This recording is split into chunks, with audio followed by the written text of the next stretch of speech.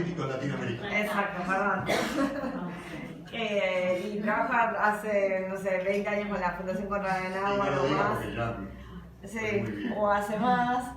Y es en ese ámbito que lo conocí. Para quien no conoce la Fundación Konrad Adenauer, es una fundación, bueno, también partidaria, pero esta vez de Alemania, con el cual creo que muchos de los que están aquí han trabajado de alguna u otra manera, porque compartimos los valores humanistas.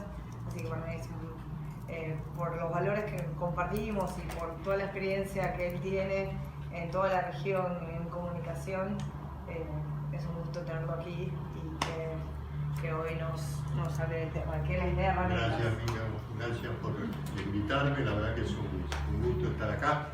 Bueno, pero hablando un poco de machismo, ¿no? Lo dice un hombre, es muy viejo el tema de machismo, ¿no?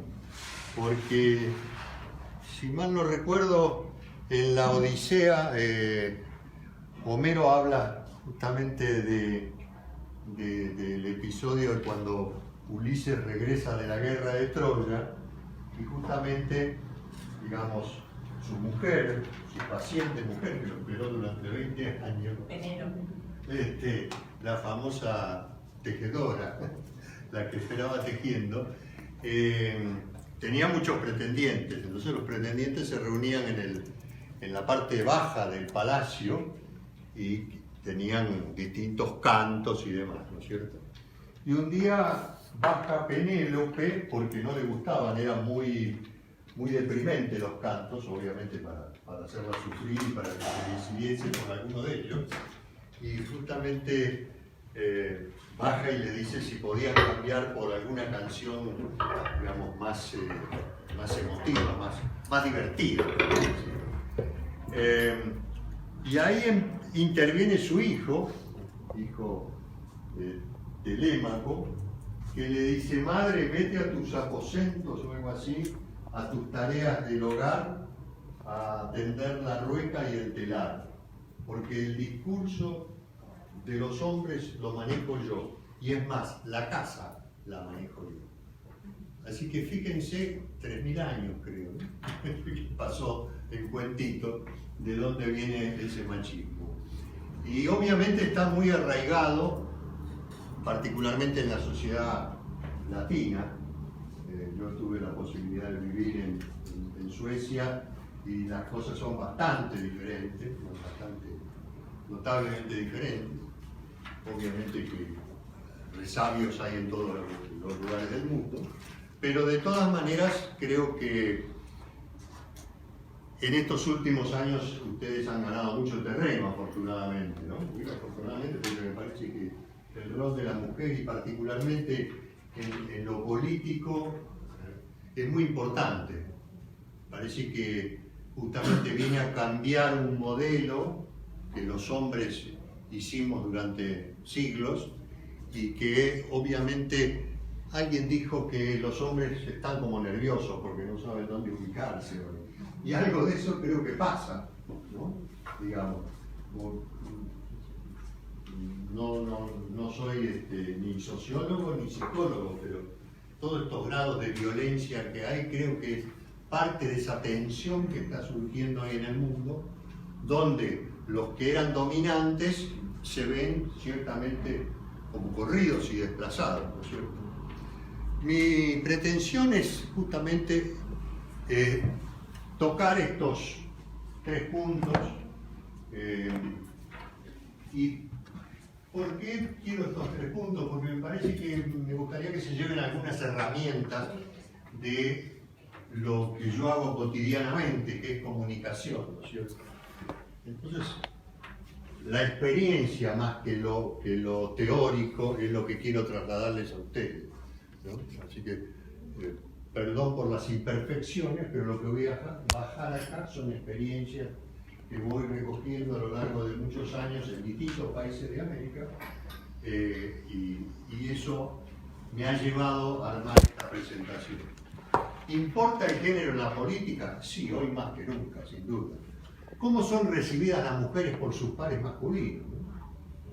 Digamos, los que ya están sentados hace mucho en el poder, y cómo qué reacción, qué urticaria les produce cuando una mujer se le sienta al lado en igualdad de condiciones, ¿no? Sobre todo en los parlamentos, en la legislatura. Y cómo se comportan los medios, ¿no? Los medios también son un factor importante en cómo de alguna manera posicionan a la mujer. Más allá de que hubo, digamos, presidentas, políticas importantes en el mundo y demás, todavía el formato de los medios responde a los hombres. No podemos negarlo. Yo invertí las frases, ¿no? Porque me parece que es importante también verlo de nuestro lado. Nosotros los hombres habitualmente decimos quién entiende a las mujeres, ¿no? Y ustedes se deben de preguntar quién entiende a los hombres, ¿no? Yo no lo voy a descifrar hoy, obviamente. Trataré de darles herramientas de comunicación y punto. Pero creo que esa frase, de alguna manera, es importante tenerla en cuenta. Si a una candidata nosotros, de alguna manera, la vemos muy femenina, en general el contexto, incluso hasta algunas mujeres, ¿no? Dicen, y es una debilucha, ¿no? No sirve para el puesto. En cambio, si justamente se presenta con mayor virilidad, por así decirlo, muy agresiva, muy dominante, ¿no? Entonces, ¿quién nos entiende? A la sociedad, a los hombres más, obviamente, porque somos los más críticos a estas dos posiciones. Y a las mujeres se les pide mucho más. Y eso es la verdad, porque yo lo vivo políticamente, estoy adentro de los epicentros, por así decirlo.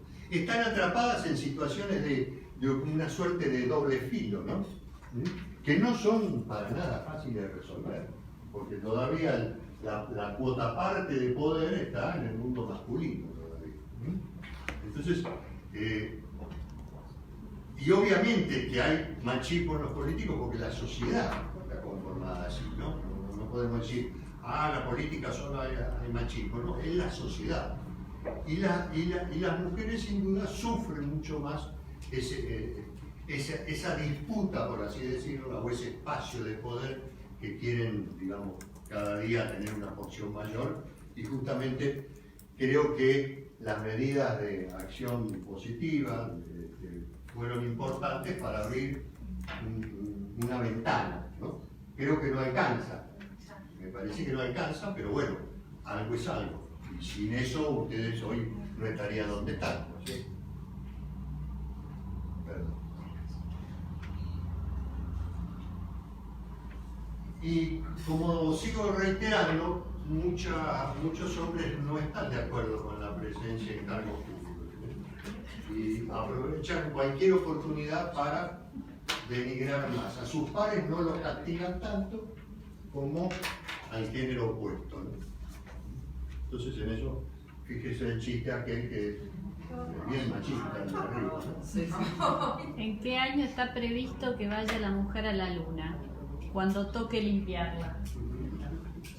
Y de eso está lleno, digamos, los medios de comunicación difunden, las redes incluso difunden ese tipo de cosas.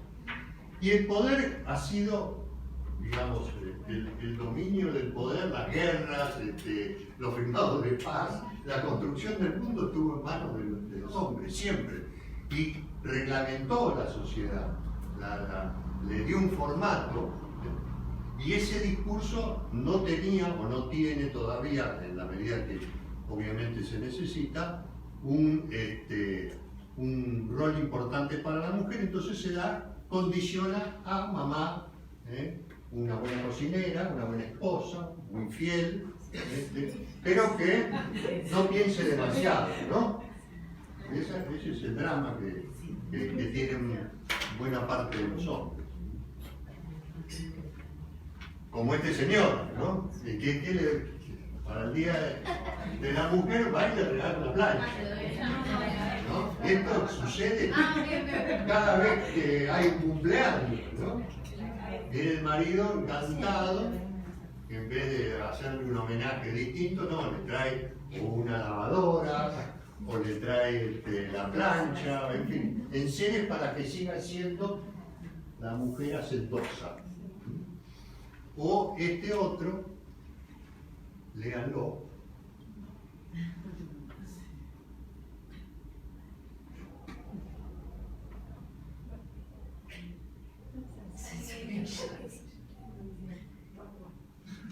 Pon.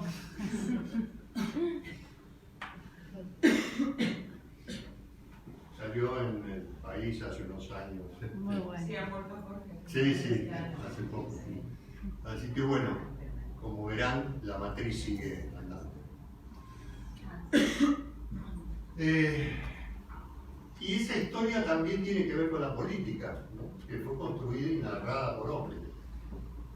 Yo creo que fundamentalmente para construir la identidad, digamos, de lo femenino, hay que tener un equilibrio, es un punto de vista, quizás todavía muy subjetivo de un hombre, pero ¿de qué manera a veces se hacen daño propiamente, digamos, le juega en contra roles extremos de las mujeres, ¿no? O sea, exacerban aún más el machismo. Me parece que hay que, en ese sentido, ustedes, digamos, creo porque estoy acá rodeado de mujeres y en inferioridad de condiciones, son mucho más hábiles. No, en serio les digo, yo no podría, como en algún momento me ha pasado en mi hogar, mi mujer cocinaba, le daba la mamadera al chico, planchaba, todo, yo no puedo hacer todo junto. Seguro que se me quema la camisa, la ropa, al chico no le doy a comer. Es una habilidad, ¿no? O abrir la heladera y no encontrar nada y la mujer baila el cuento. Bueno, eso es un tema. Solo, no para hacer polémica, ¿verdad? Pero si uno no utiliza determinada órgano, se daña, ¿no? Entonces yo creo que parte del problema es que se ha creado ese concepto de que nosotras podemos hacer todo eso y ustedes, los hombres, no. Entonces, como no lo hacen, no lo pueden hacer. Pero yo lo intenté, es distinto. Yo lo intenté. Yo abro la heladera y no lo encuentro. Ya la abrí la heladera, lo voy a encontrar. No, me parece que es una capacidad que nosotros no tenemos, ¿no? Para mí también el liderazgo más efectivo, más práctico de las mujeres políticas no solo se obtiene diciendo que somos la mitad, tampoco con la política de cuotas, como decía, que es imprescindible, pero no significa lo más importante. Y justamente los nuevos valores y códigos propios del feminismo político creo que hay que saberlos manejar con la sutileza adecuada como para ir conquistando espacios de poder, quizás más lentamente, pero más efectiva y sólidamente, ¿no es cierto? Desde mi punto de vista de lo que veo en la política, ¿no? ¿Y cómo se ocupan los medios? Y todavía los medios se ocupan de esta manera, ¿no? Digamos, la mujer, digamos, tiene solamente una muy baja representación, más allá de que, vuelvo a reiterar, hay mujeres que tienen una prensa importante por tener un rol protagónico, pero si tomamos la media general, estamos que el 80 y pico % de las menciones corresponde a políticos varones, que también es la proporción un poco que hay, digamos, en el juego político, más allá de las cuotas, ¿no? Y siempre, como dije antes, son mucho más, digamos, mediatizables los hombres, o sea, siempre hay mayor cantidad de fotos, por así decirlo, de hombres si uno hace el análisis de lo que va apareciendo en los medios en promedio general. Quizás acá en Argentina no tanto, pero en otros países de Latinoamérica que yo trabajo, eso se da mucho más, ¿no? Está más exacerbado. Y la imagen casi siempre tiene una cobertura muy particular, ¿no? Se resaltan los lazos familiares, se las nombra mucho más por el nombre que por el apellido. Aunque ahora también hay moda de, digamos, a los políticos varones nombrarlos mucho por el nombre más que por el apellido, pero digamos hay una preponderancia a ponerle el nombre. Y justamente lo que yo decía antes, ¿no? La exageración y el fundamentalismo y los hechos mediáticos que demuestran una exageración en instalar el discurso feminista, me parece a mí que juega bastante en contra de las homosexualidad. Como este afiche, ¿no? de México lo deben de conocer. Creo que para una campaña política esto no. Yo lo siento incluso como que se autodenigra, ¿no? Acá tuvimos una diputada hace muchos años, no sé si mucho, pero que decía el Congreso de la Vagina, ¿no? Una diputada, ¿te acuerdas? Son muy chicas. No, horror. Y si el objetivo es reducir el machismo, con exageraciones, como decía antes, creo que no va. La idea es que de alguna manera hay que intentar cambiarlo desde adentro, ¿no? Digamos, hay que tener ciertas cuotas de poder para ir abriendo un camino del discurso. Yo lo que siento muchas veces, en general, es la poca confraternidad del género entre los partidos que son antagónicos. Y me parece que esta es una lucha que excede lo partidario.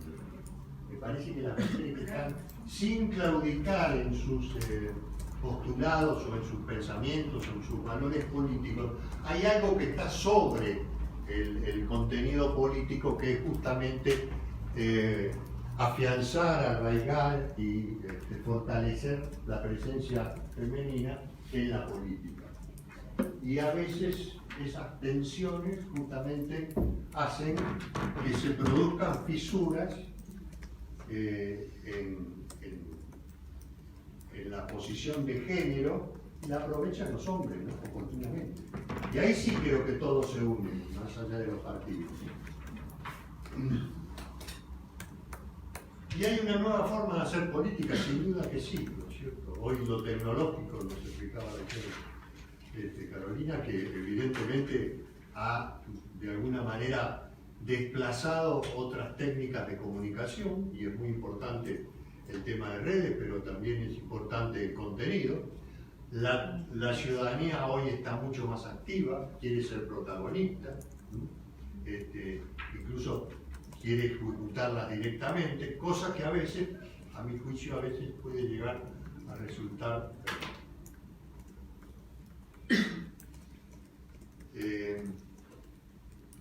puede llegar a ser un poco antidemocrático, ¿no? Digamos, hay que tener pero bueno, también es un problema de la política, ¿no? La política, en sus dificultades a veces de solucionar problemas, justamente abre las puertas del infierno en vez de cerrarlas. Entonces, en eso hay que ser también consciente, ¿no?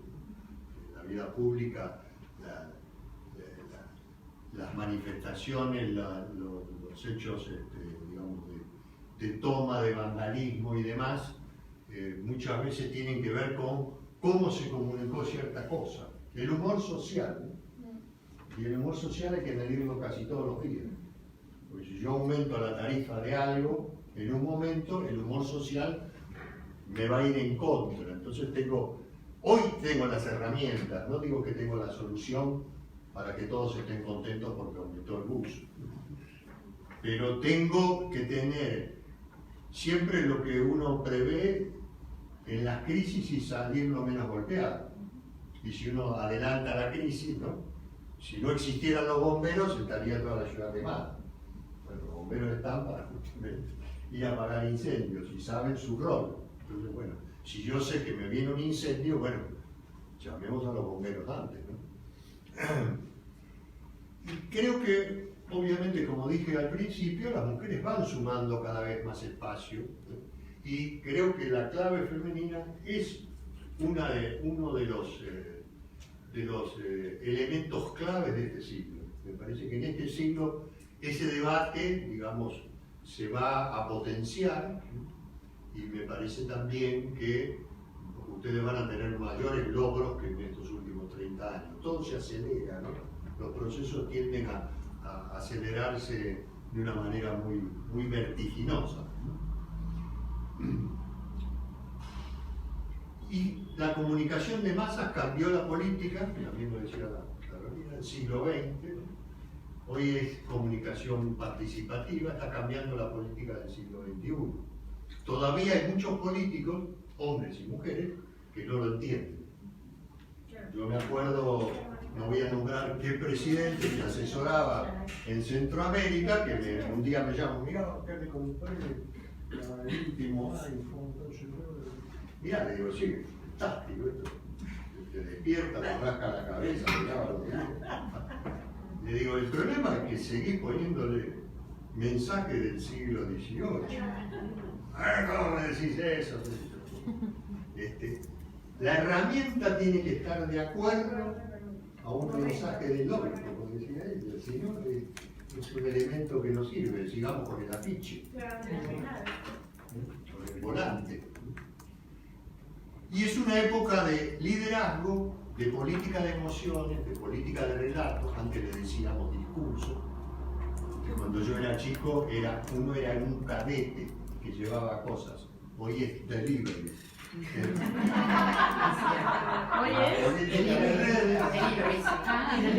Yo empecé de cadete, hoy sería delivery, claro. pero delivery, la moto con las pizzas. Y la política de redes, sin duda.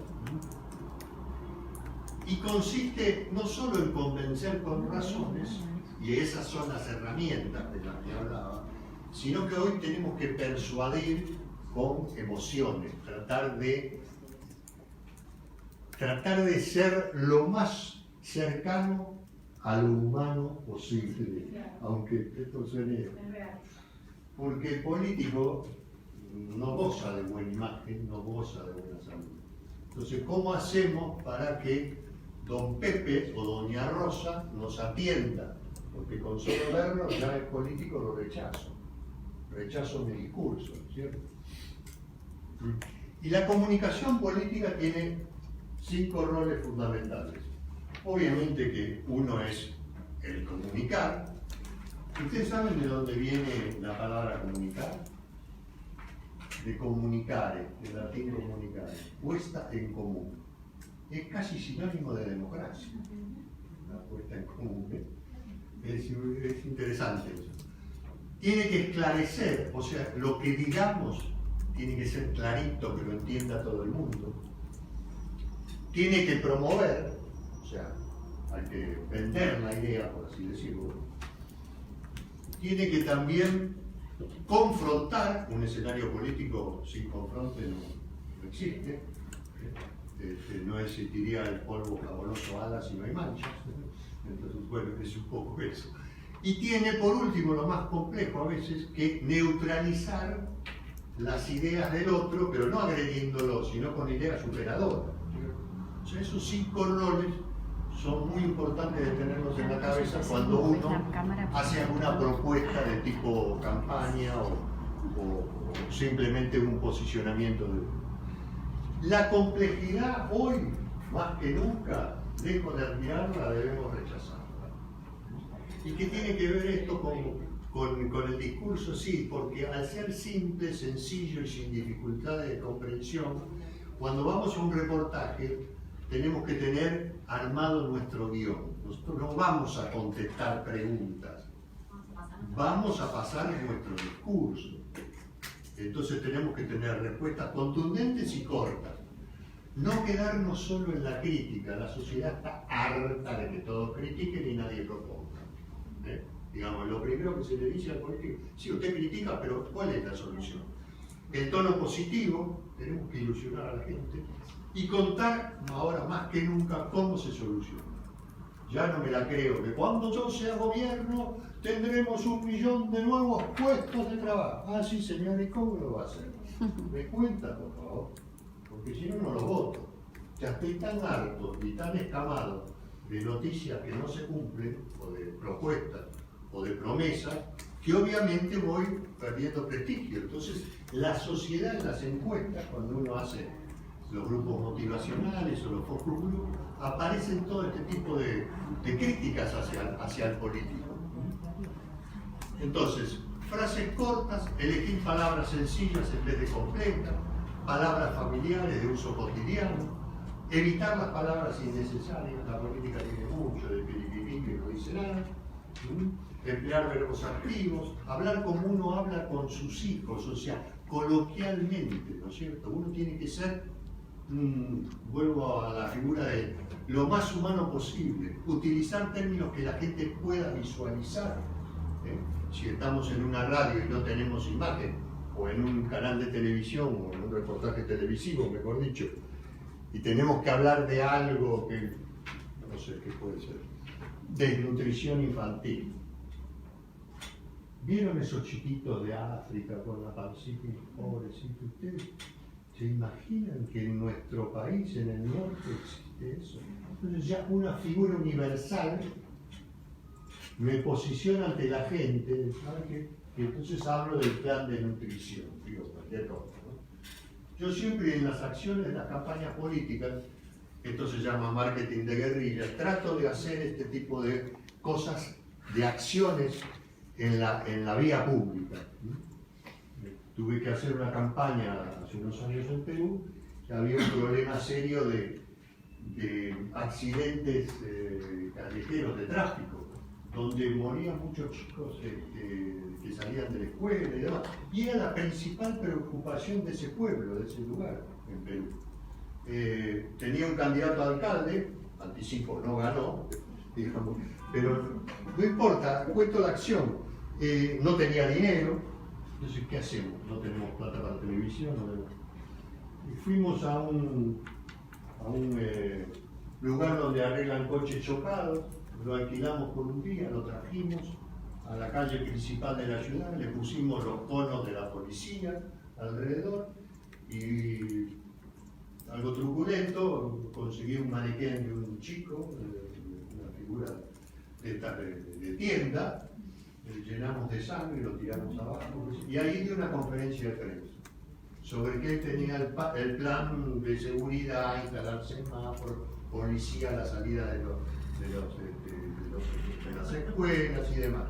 Estuvo en la tapa de todos los periódicos, estuvo en los... O sea, son acciones que le llegan a la gente, porque visualizan el problema y uno habla de la solución de ese problema. Eso se llama marketing de guerrilla, cuando uno no tiene dinero. O por ejemplo, en la deserción escolar en Uruguay, después no se atrevieron a hacerlo, a mí se me ocurrió en la campaña del Partido Nacional hace unos años, llevar 1000 pupitres vacíos frente al Ministerio de Educación y dejar ahí y hacer una conferencia de prensa ahí hablando de la deserción escolar. Esas son cosas que impactan, que cuestan poco, pero que tienen prensa. Yo le tengo que dar elementos a la prensa, porque hoy hay mucho espectáculo, entonces si no me subo a ese formato del espectáculo que tiene la televisión no se creó para informar, se creó para entretener. Ya Sartori hablaba de eso en los 90, el infoespectáculo, ¿no? Y también se dice que decía Sartori, la confianza es fotogénica, ¿no? Hoy hay unos políticos que en vez de deportación de armas es exportación de cara, ¿no? Es difícil a veces, porque la confianza es fotogénica. Por eso esas herramientas de las que hablamos, ¿no? Y si no me conecto con la gente, no me posiciono. Si en esos segundos que yo tengo para que el que me está viendo, me está escuchando, no se interese por lo que digo, evidentemente o cambia de canal o de radio o hace oídos sordos. Procurar ser ameno, la política es poco amena, suele ser bastante, digamos, árida, hablar para expresarse y no para impresionar. Nosotros en la consultora hicimos una cosa divertida, que tomamos ideas simples y las convertimos en complejas. Esto es para ablandarle un poco el cerebro a los políticos cuando, digamos, se ponen a hablar de cosas que, digamos, nadie entiende. Por ejemplo, un político puede decir, no resulta eficaz adoctrinar a un can adulto con maniobras innovadoras. Mire qué sencillo si dice, no se puede enseñar trucos nuevos a un perro viejo. ¿Cómo es la diferencia? No solo en la longitud, sino en la sencillez de la comprensión. Esta otra. Cuando el lecho acuífero produce alto nivel sonoro, es que conduce un caudal determinado. Cuando el río suena, digamos, este otro, bueno, este los aterra. La persona que hurta habitualmente está convencida de que la generalidad de sus congéneres son de naturaleza similar. Cree el ladrón que todos son de su naturaleza. Y este último es verdad. Este último, yo estaba viendo un noticioso ya hace unos años, mi madre en ese momento vivía, tenía algo así como 81, 82 años, y un secretario de energía de nuestro país estaba en el noticioso y dijo: el incremento del barril del crudo está potenciando los precios de los combustibles líquidos hacia arriba. Mi madre abrió los ojos y me mira. ¿Cómo? ¿Qué dijo? Me dice mi madre. Dijo que la nafta aumenta porque aumenta el petróleo. ¿No? Pero eso pasa, eso pasa. No nos damos cuenta, nosotros nos movemos en un microclima, el político entonces empieza a hablar del inciso 14 de la ley 14.708, que habla de, ya me fui a un canal, es lo más aburrido del mundo.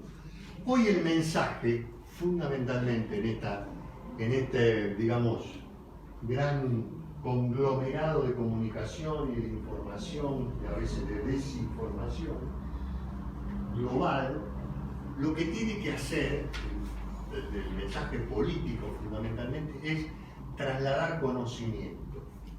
Digamos, el político tiene que ser, digamos, el que más sabe de uno, dos o tres temas.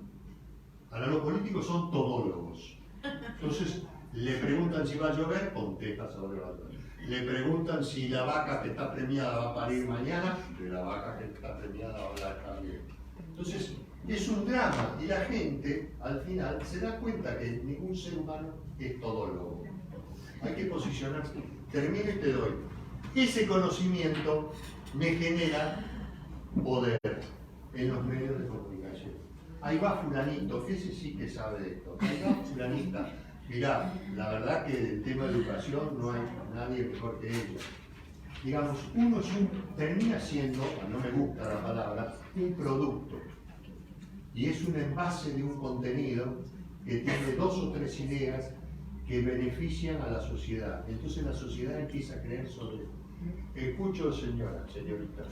Sí, no, esta parte que se está diciendo de ser todólogo. En las clases que yo recibí de comunicación política nos dijeron que nosotros teníamos tener unos talking points y decir, bueno, de esto voy a hablar, y si me preguntan de ese árbol, yo voy a hablar del elefante. Entonces yo digo, el árbol está bonito, pero la cola del elefante cuando le da al árbol y vuelvo otra vez, y entonces utilizar todo lo que yo quiero, o sea, todo lo que ellos me preguntan para regresar yo a mi punto, a tu mensaje a mi principal. mensaje. Y entonces ese ejercicio es quizás el más complejo en comunicación política, porque Sí. Normalmente el periodista te quiere enredar en lo que Claro. él está. Bueno, para eso están las ese técnicas, tema. para eso está el media coaching. Es lo que hago también yo. No, hoy no es para hacer media coaching, pero es hacer un marco teórico y luego cada uno de ustedes le preguntamos y a ver cómo sale del riesgo. Y eso se practica. Eso es como un maratonista. Todos los días corre hasta que hace la maratón grande, pero hay que practicarlo. Uno no puede ir ahí a ver qué me preguntan, a ver qué me contestan. ¿Por qué? Se van a boxear. No, que también hay mucho miedo del político a decir, no sé, mañana te lo averiguo con... Ah, no, sí, seguro. Y Sí. el político puede, o sea, es una persona normal, entonces supuesto. puedo no saber de un tema. Acá hubo un programa de televisión, Claro. y no me acuerdo, que estaba Pergolín, que le preguntaban de cosas increíbles a los políticos, pero cosas increíbles. Palabras inventadas y contestaban. Contestaban, claro. Sí. Sí. No, y por ejemplo el expresidente Zapatero salió muy mal en una entrevista porque le preguntaron que cuándo había sido la última vez que había comprado un café, que cuánto valía el café, y él dijo el precio Sí. del café de hace como 10 años. Y entonces todo el mundo fue, ¿y en qué mundo vive este hombre? Era muy básica la pregunta y muy básica la respuesta, o sea, era sencillo, pero... Que yo con un grupo de amigos de consultores políticos siempre nos divertimos, vamos a restaurantes y pedimos cosas que no existen. Sí, sí. ¿Tiene frochos con ajo hoy? El mozo te queda mirando. Voy a averiguar. No, dice, hoy no. ¿Qué son los frochos? Es una institución nuestra. Tenemos una cantidad de cosas que hacemos para divertirnos con eso, ¿no? Y siempre las grandes ideas se han expresado justamente de una manera muy sencilla, con palabras simples, esas cosas que nos quedan en la cabeza, ¿no? Las metáforas sirven mucho para eso. Yo uso mucho metáforas para armar discursos, ¿no? ¿Saben cuál es la metáfora más usada en el mundo? No importa la religión, el país, la raza que la use, el tiempo es oro. Es la metáfora más usada en todo el mundo. El tiempo es oro, no hable mucho por teléfono, que la cuenta va. No, el tiempo es oro, no me hagas perder tiempo. En fin, el tiempo es oro es una de las más usadas.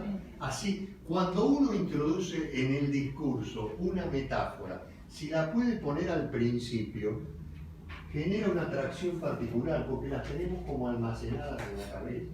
Es un disparador que está dormido en el freezer del cerebro, ¿no es cierto? Entonces, cuando armamos el discurso, yo siempre trato de recrear, de encadenar metáforas que, bueno, ahora estamos con la neurociencia, me da un poquito de miedo, pero bueno, estamos con la neurociencia trabajando con las reacciones de, digamos, mientras le hacemos el encefalograma a la víctima, le pasamos el spot de político, ¿viste?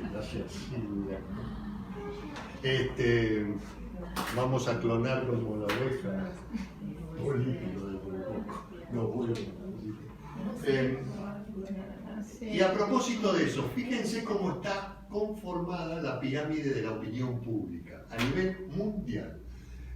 No son cifras exactas, esto lo hizo la Universidad de Oxford, si no me equivoco, hace ya unos años. El 1% más o menos de la población del mundo es gente que toma decisiones. Economistas, políticos, empresarios, en fin, los grupos de poder, como quieran llamar. Después tenemos más o menos un 10% de líderes de opinión, que en distintos lugares son referentes de sus dichos como, digamos, gente reconocida y creíble. Los líderes de opinión son eso. Y en cada sector, en cada lugar, tenemos líderes de opinión. A veces la estrategia de los políticos es aliarse con esos líderes de opinión, si obviamente piensan igual que nosotros, como para usarlos de alguna manera de trampolín a la sociedad más creíble. Después tenemos más o menos un 16%, un 15% de público informado, donde podemos estar nosotros. Leemos el periódico habitualmente, seguimos la evolución del país, lo que pasa en el mundo, por lo general un nivel cultural. Ahora, ¿dónde está el ciudadano a pie, el ciudadano común, la gente? Es el 75%. Si yo voy a buscar un voto, sin duda que estos tres segmentos tienen una forma de analizar lo que yo digo racional, más racional. Y esto es más emocional. Entonces, por eso hablo mucho.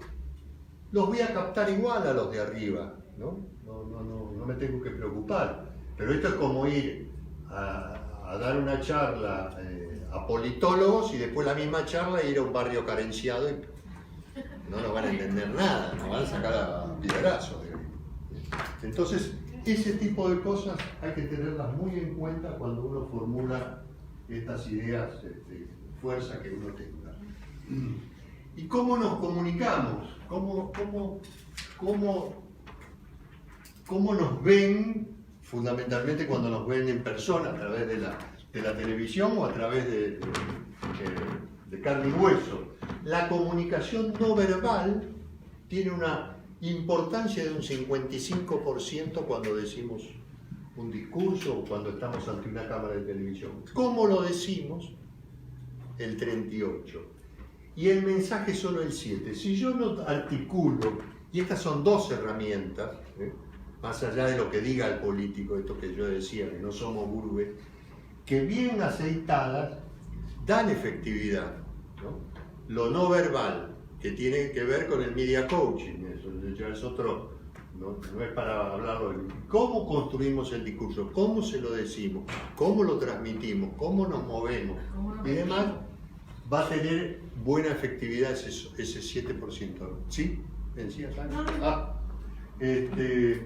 Entonces tengamos en cuenta eso porque me parece que en el contexto en el cual nos movemos, cada día se hace más difícil poderle llegar al público. Porque en realidad la gente lo que se lleva del político es una percepción, a veces equivocada, porque el mensaje no resultó. Y esa, digamos, percepción de la imagen se construye a través de lo que dijimos, el mensaje, los principios y valores partidarios, ¿no? La actitud de la persona, ¿no? Esto que, digamos, a veces tienen doble personalidad, ¿no? Que después se descubre, las acciones que haga la persona, la visión del futuro que tenga, la funcionalidad, terminan logrando una identidad. Y eso es un círculo, digamos, de mejora continua, de alguna manera, genera una percepción en la imagen de la gente que me habita. Y comunicar hoy, como decíamos ya antes, es tratar de lograr empatía con quien me escucha, facilidad de ponerse en el lugar de los demás, cosa que a veces los políticos no construyen desde un escritorio y no se dan cuenta que la realidad es otra. Escuchar las necesidades y problemas, pero digamos, bien entendidos, adaptar ese relato a los distintos públicos, saber transmitir esperanza y seguridad y, en definitiva, todo eso debería estar ilusionando a quien me escucha a que yo soy una persona, digamos, fiable, votable, o que mi partido, digamos, puede dar soluciones. Y hay 6 elementos del mensaje. Debe contar una historia, debe ser breve, debe apelar tanto a la emoción como al intelecto, pero mucho más al emotivo, debe ser relevante para la vida de quien lo recibe, debe asociarse únicamente a mí, al emisor, hablábamos de un envase, ¿no? Un contenido, y se debe repetir de una manera incesante pero orquestada, que tiene que ver con la estrategia. Nosotros vivimos de táctica en táctica, y por eso fracasamos, no tenemos una estrategia.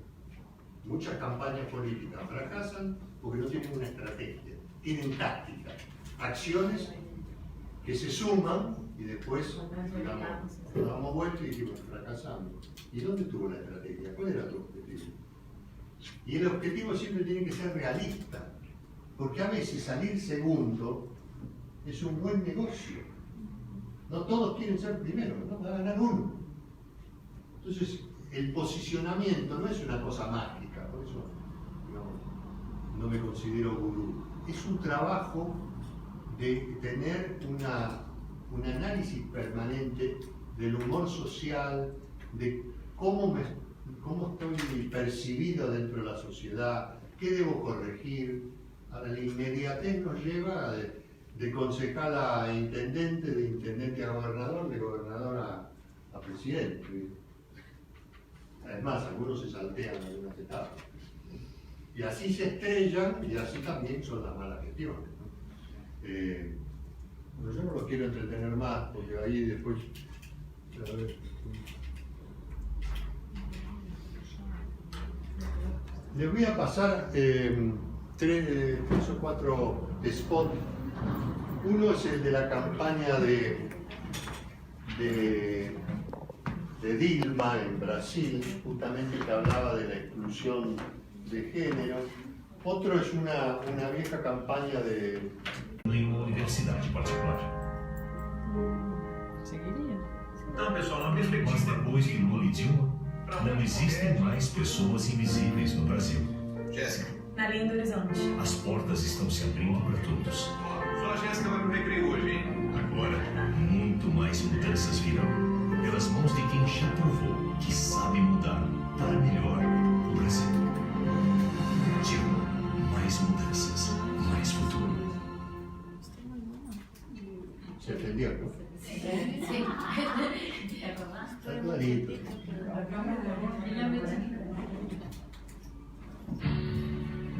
Nacida en un hogar de clase media, educada en la Escuela República del Perú, la Universidad de Costa Rica y con una maestría en Washington, forjada en el trabajo serio como la mejor ministra de Seguridad, diputada y vicepresidenta de la República, una profesional honesta, una luchadora valiente y una madre preocupada por su familia. Laura Chinchilla tiene todo lo que Costa Rica necesita para construir el futuro con seguridad. Este 7 de febrero, vamos adelante. Votemos por Costa Rica. Votemos por Laura Chinchilla. Ahora fíjense cómo los hombres, el partido, bueno, el señor este es uno de los peores machistas que existen. Doña Laura, ¿está de acuerdo con la minería a cielo abierto? Sí. Sí. ¿Y con seguir importando el arroz y los frijoles? Sí. Sí. ¿Debe renunciar la nueva defensora de los habitantes? No. No. Doña Laura, ¿usted para dónde va? De donde venimos. Adelante, adelante. ¡Adelante! Otón Solís, hay otra manera de gobernar. Como verán, el señor es algo machista. Es un eterno candidato, se presentó este año también, en febrero. Es para dañar al adversario. ¿Otro que era el liberal? No, el partido. ¿Cómo?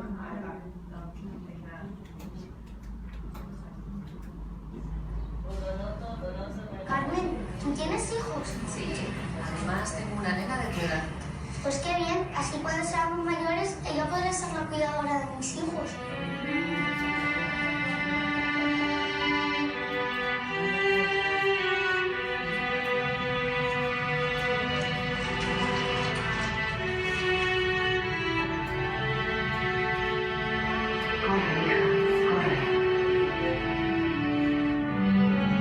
Solo una enseñanza pública de calidad garantiza la igualdad de oportunidades. El Partido Popular está aplicando duros recortes en las comunidades donde gobierna, favoreciendo la escuela privada y concertada en detrimento de la enseñanza pública. Pelea por lo que quieres. Partido Socialista. Como todas, no todas, no, las de Laura no, pero tienen un dejo de emotividad y tratan de recrear un pedazo de la vida cotidiana, ¿no? Y esta mucho más, la que viene, me parece que no porque la hayamos hecho nosotros, pero es buena. Buenos días. Buenos días. Vamos al Instituto de Crédito Oficial a ver si consigo sacar el negocio adelante de una vez. Toca madera. Sí, madera toco. Y muchas puertas. Pero esto no puede ser. No puede ser que cualquier ciudadano, cualquier contribuyente vaya a la administración y las cosas que plantee se tarden en resolver y estén ahí por tiempo inmemorial. Si tiene usted más razón que un salto, pero aquí parece ser que solamente se hace caso a las multinacionales. Podrán venir multinacionales y ojalá vengan todas las multinacionales que quieran y ojalá haya grandes empresas, pero claro, más del 80% de los trabajadores por cuenta ajena de España son de pymes. En el futuro y en los próximos años tiene que haber un apoyo decidido y firme a la pequeña y mediana empresa. Los próximos años, vamos a ver qué pasa en los próximos años. Los próximos 4 años tienen que ser los años del empleo, de la concordia, de la determinación y de un gobierno que explique las cosas a la gente, sea transparente y le diga lisa y llanamente la verdad. Oiga usted, Si lo tiene todo tan claro, ¿por qué no se presenta a las elecciones? Porque para eso tenemos a Mariano Rajoy, que piensa como yo. La voz del final era la de Rajoy.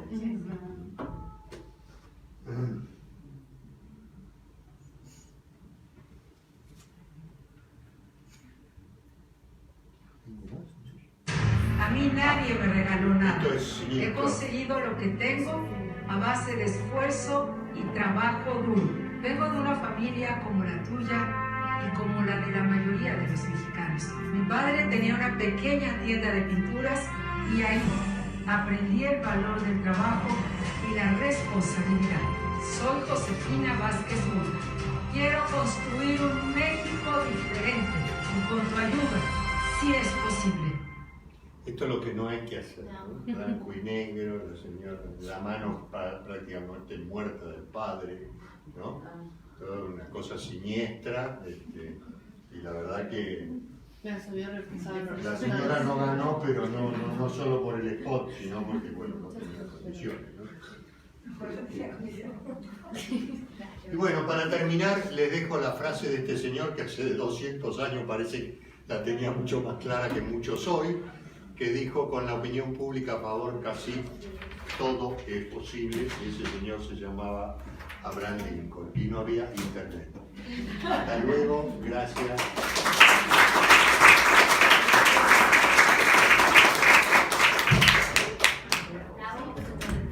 Yo quisiera, antes de que nos vayamos, no sé si vamos a ir, no sé qué va a pasar. Si hay preguntas. Ah, sí, hay preguntas por comentarios.